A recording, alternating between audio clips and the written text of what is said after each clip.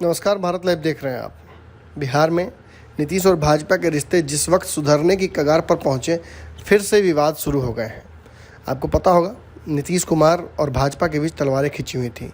ये विभिन्न मुद्दों पर खिंची हुई थी। बिहार में जिस वक्त ये सरकार बनी एनडीए की, उस वक्त से ही नीतीश कुमार भाजपा के कई बयानों से लगातार नाराज थे। नीतीश कुमार भी भाजपा को कोई मौका नहीं दे रहे थे। वहीं विवाद अनावश्यक ही होते गए। पहले शराबबंदी को लेकर प्रदेश भाजपा अध्यक्ष के बयान द्वारा नीतीश कुमार आहत हुए। उसके बाद सदन में ये मामला काफ़ी ऊंचा उठा और इसके बाद नीतीश कुमार को कटघरे में घेरने की कोशिश भाजपा ने भी की। इसके बाद आपको याद होगा, सम्राट अशोक पर एक टिप्पणी के बाद जदयू भाजपा से काफ़ी नाराज़ हो गई थी। इस मामले में इतना विवाद बढ़ा कि सड़कों पर उतरकर उपेंद्र कुशवाहा के समर्थकों ने भाजपा के लोगों को धमकी तक दी। कोर्ट कचहरी के बाद बहुत दिनों तक दूसरे की टांग खिंचाई के बाद ये मामला धीरे धीरे शांत हुआ।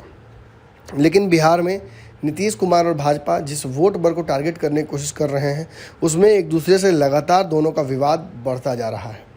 खास बात यह है कि भाजपा बिहार में अपने एजेंडे पर काम कर रही है। उसे पता है कि 24 का चुनाव नज़दीक है।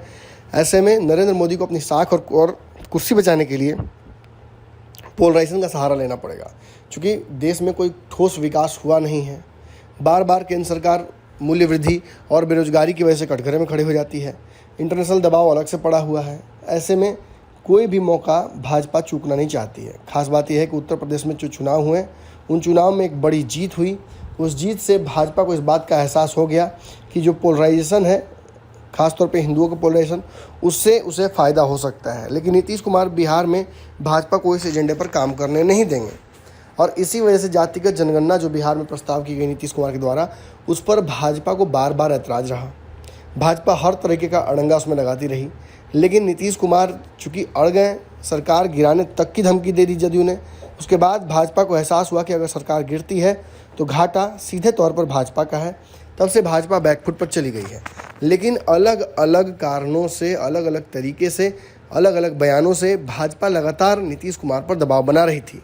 लेकिन खबर ये आई, जिस खबर को हमने बहुत पहले आपको बताया था, वो खबर पुष्ट हुई कि बिहार में भाजपा नेताओं को अमित शाह ने चुप रहने की बात कही और ये भी कहा कि नीतीश कुमार पर हमला इस वक्त सही नहीं होगा।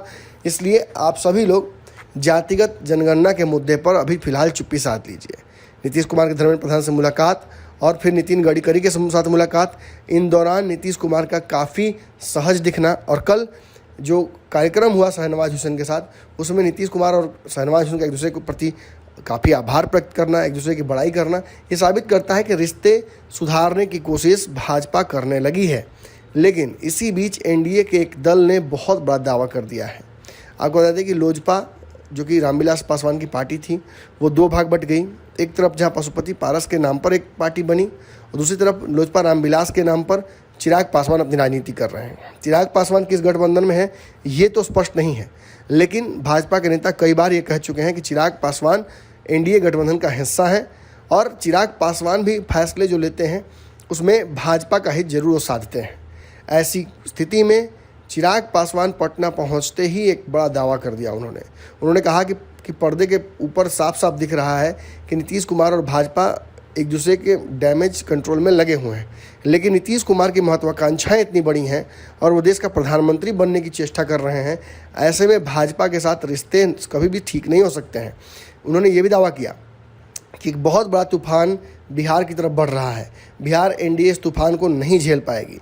जातिगत जनगणना तो अपनी जगह पर है, इसके अलावा कई मुद्दे हैं जिन पर भाजपा और नीतीश कुमार का डिसएग्रीमेंट है। दिल्ली में ये चर्चा आम हो गई है कि जैसे ही भाजपा अपने प्रस्तावों को लेकर आएगी, नीतीश कुमार सरकार तोड़ देंगे और इसीलिए नीतीश कुमार विपक्ष के नेताओं से, विपक्ष जितने दल हैं उनसे मुलाकात करके अपने लिए वहाँ स्थान बना रहे हैं। चिराग पासवान के दावों के बाद बिहार में एक बार फिर से एनडीए में जो विवाद पहले से था, क्योंकि आपको याद होगा जीतन राम मांझी भी कई बार कह चुके हैं उनका दम घुट रहा है। नीतीश कुमार के कई नेता कह चुके हैं कि अगर भाजपा हम पर दबाव बनाएगी तो हम सरकार गिरा देंगे। ऐसे में टोटल सब कुछ डिपेंड करने लगा है भाजपा पर। चूँकि चिराग पासवान का भी दावा यही है कि भाजपा जैसे ही अपने एजेंडे को बिहार में लेकर आएगी, नीतीश कुमार इसका विरोध करेंगे और सरकार गिरा देंगे। अगर ये वीडियो पसंद आई और वह बिहार के राजनीति और बिहारियत से सरोकार रखेनी तो सब्सक्राइब बटन दबा के चैनल के सब्सक्राइब कर ली। ओजे एगो घंटी बा, ओकरा बटन दबा देला से कुल सटीक और मारक खबर रुआ मुफ्त में मिल जाई। अगर रउआ पत्रकारिता के हमनी के नया प्रयोग में सहयोग कर चाहतानी तो ज्वाइन बटन दबा दी। पेटीएम नंबर नोट कर ली 9386816700। धन्यवाद।